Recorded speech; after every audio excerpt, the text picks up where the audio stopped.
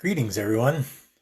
It's Eric. I'm back, and I missed you guys yesterday. I did actually intend to jump on because I was going to kind of create a little serial talking about how the business started and everything. And my granddaughter wanted to talk for a couple hours yesterday, so I have one and only one special granddaughter, and if she's got some time, I'd kind of like to spend it with her. So that's one of the advantages of being able to do the kind of work I do. Where I do it is if I spend a couple hours doing something that isn't work related on a work day, I make it up the next day. Not a problem. I can always work at night, weekends, whatever, because I don't have to drive in someplace, punch a clock, that sort of thing. And so that was a lot of the desire and the reasoning behind starting this in the first place back in 2017.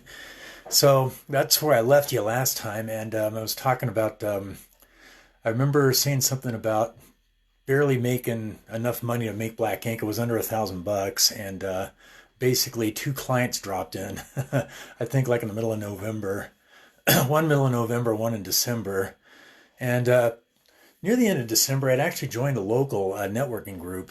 These things are really valuable if you are doing work in your community that other people could be made aware of, and you make a lot of friends. And this one actually had breakfast, and there were about a quarter of the people on a weekly rotating basis were tasked with bringing something to eat.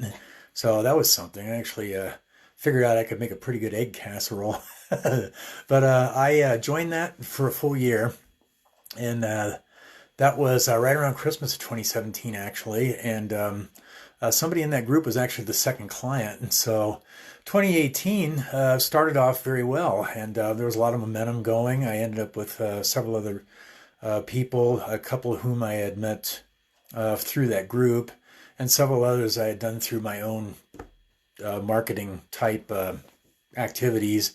I was reaching out online and getting as much for free help as I possibly could. There are some things out there like LinkedIn, Facebook.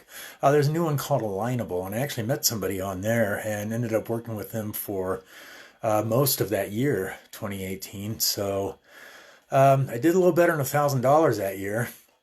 But at some point, about midway through the year, I had discovered somebody online that basically stated that he helps people to grow accounting firms virtually. And it resonated with me, and I kind of dug into the details of it and paid attention to all the stuff that he was posting on social media and looking at the positive reviews and other testimonials that he was getting. And I finally took the leap and spent what was at the time quite a bit of money to enroll in his program. And I learned enough that I realized midway through that year, again being 2018, that I was in fact going to be able to actually do this for a living. I picked up a couple of clients with that method, a couple of other people, both of which are still with me today, actually. So I'm really grateful for that. But one of the things I discovered in taking this training and learning these new skills and learning how to work online, I'm not going to make any secret. You can see the gray hair. I didn't grow up using smartphones or computers. Basically, my typing class in junior high school, I think Underwood made a typewriter with those keys that went down like 2 inches. Dunk, dunk, dunk, dunk. So the fastest you could ever really go on that thing was like 30 words a minute. If you didn't want to make mistakes. And of course, if you made a boo-boo, that was on your paper and ink, so you had to use whiteout and all that stuff. I remember all that. I remember it clearly. That and the big black rotary phone my folks had, you could slam the handset down as mad as you wanted. Couldn't break that thing. They really made stuff to last back in the 70s, I'm going to tell you. So I was on this tangent for what reason? Is because I was talking about technology and the advent of it. I really didn't even have a computer until Windows 95 was out. Matter of fact, I think it was 1996, because it would have been about the time that my second wife was becoming no longer my wife, and my dad thought that I might be in need of some distraction, keep from going into a deep depression, and he did a really nice thing for me at the time. He bought me my first desktop, actually. That thing had 1.2 gigabytes, and it was actually double of the norm. So you think about that, I think my phone has like 128. So it's just insane how much that's changed in 25 years. But unlike many of you, I did not grow up with technology, but I have definitely done my best to embrace it.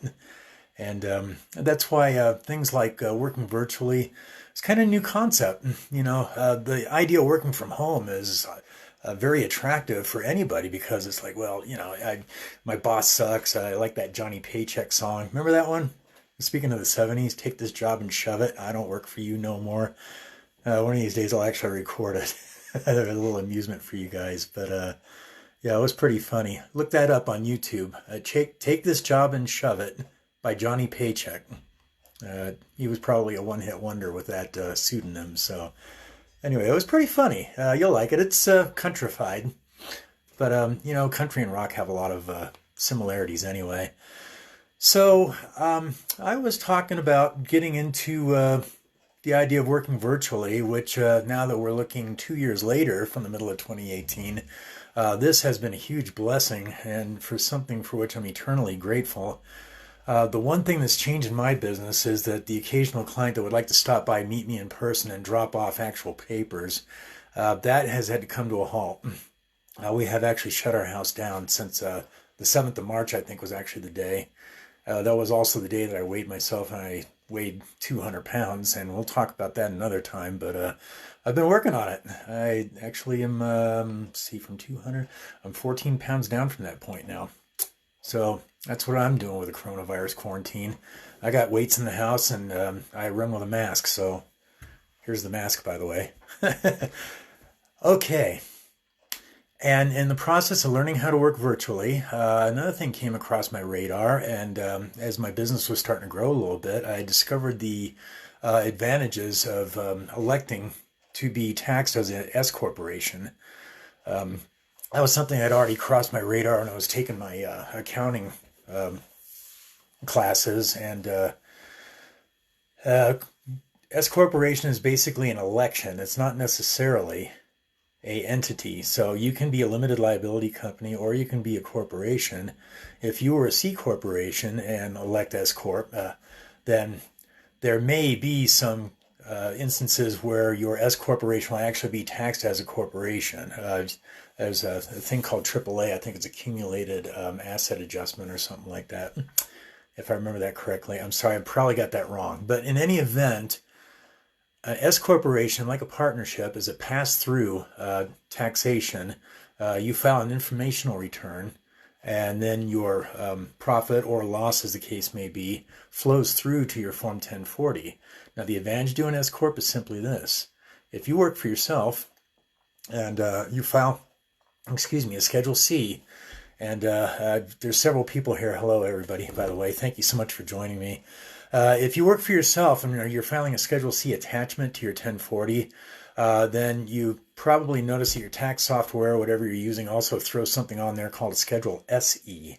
And that SE just stands for self-employed. And SE tax is basically Social Security and Medicare. And as a self-employed person, you pay the entire employer and employee portion of that tax, which is 15.3%. As an S corporation, you basically elect to be taxed as an S corp.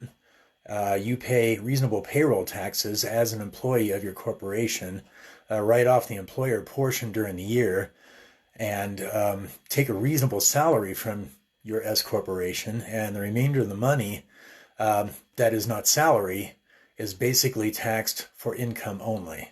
Now there's the great big cool thing about S corporations. So I can get a lot more detail about that. I'm very passionate about this subject. And that's kind of how I evolved into basically providing S corp election services as well as year-round S corp taxation services. Because if you do that, you're basically going to have to pay payroll tax on a Form 941.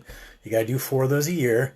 You got to do an 1120S, a tax filing season, 1 month before your 1040. It is due March 15th, unless your tax year is different than the calendar.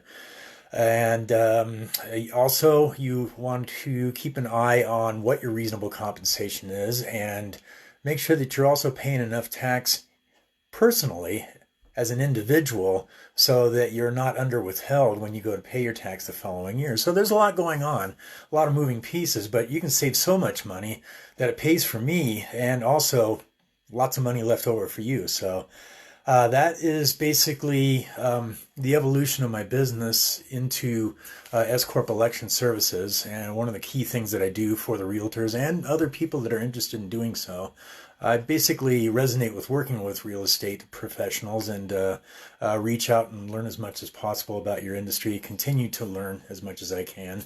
I'll tell you one last little thing before I go. I was actually a real estate agent myself in 1986. I think I passed the class in February. There was a school here then on Union near Constitution called Jones Real Estate College. That's shut down now and it's something else. But there was a jazz bar nearby, and it was a very interesting experience. I learned quite a bit, but I was also in the military at the time, and I lost my one and only closing because if you're a soldier, you go down range when your sergeant tells you to, and I had to give it to somebody else, and they kept most of my commission. So, plus the '80s was a really hard time to break in. I don't know if you remember, but the interest rates were unbelievable, like over 20%. And so in any event, I kind of got off on a tangent here, and I do try to keep these under 10 minutes. So I'm going to let you go for now, but I do want to, as always, wish you all a very abundantly healthy day, and stay safe and do something randomly kind and take care of each other. I love you all, and take care. Namaste.